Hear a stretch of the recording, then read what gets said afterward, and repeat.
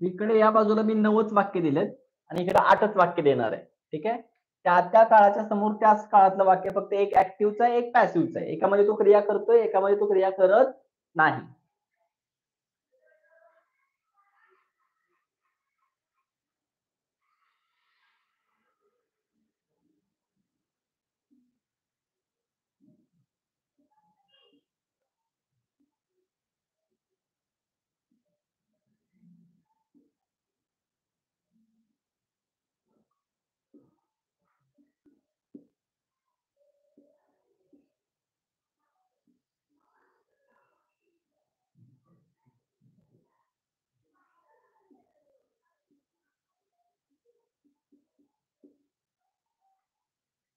आता इथलं वाक्य बनत नाही. ठीक आहे.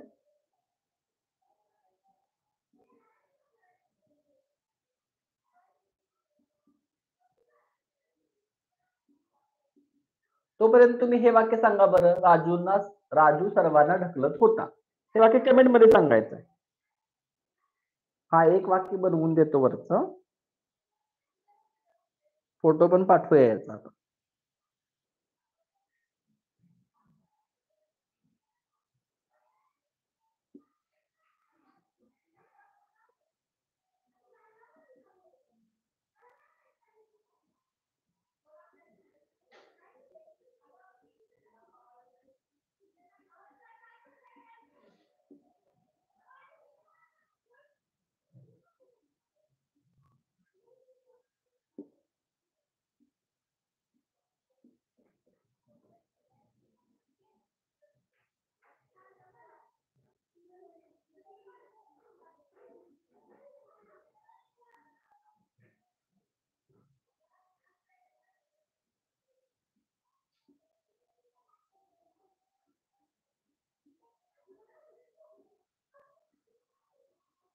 या बाजूला वेगवेगळी क्रियापद म्हणजे याच्यातली सगळी रूप वापरायला लागतात आपल्याला या ठिकाणी.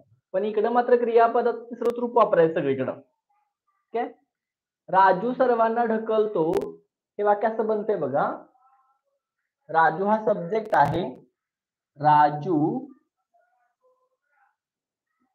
pushes everyone. आणि राजूला ढकलतं त्या वाक्यात राजू काहीच करत नाही. Raju is pushed. खालची वाक्य वेगवेगळे आहेत. सूत्र तुम्हाला माहित आहे ऍक्टिव्हची आणि पॅसिव्हची. इकडे जे वाक्य दिले त्याचा शेवट बघा. क्रियापद शोधा व्यवस्थित आणि तो अभ्यास करून पाठवायचा आहे मला. ठीक आहे.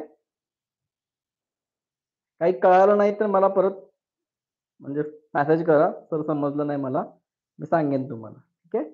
नाहीतर हेच आपण उद्या सोडवून घेऊ क्लासमध्ये परत वाटल्यास.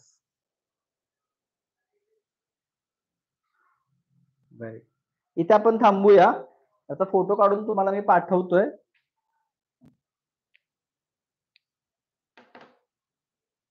Bye bye. See you tomorrow. Have a nice evening. Good night.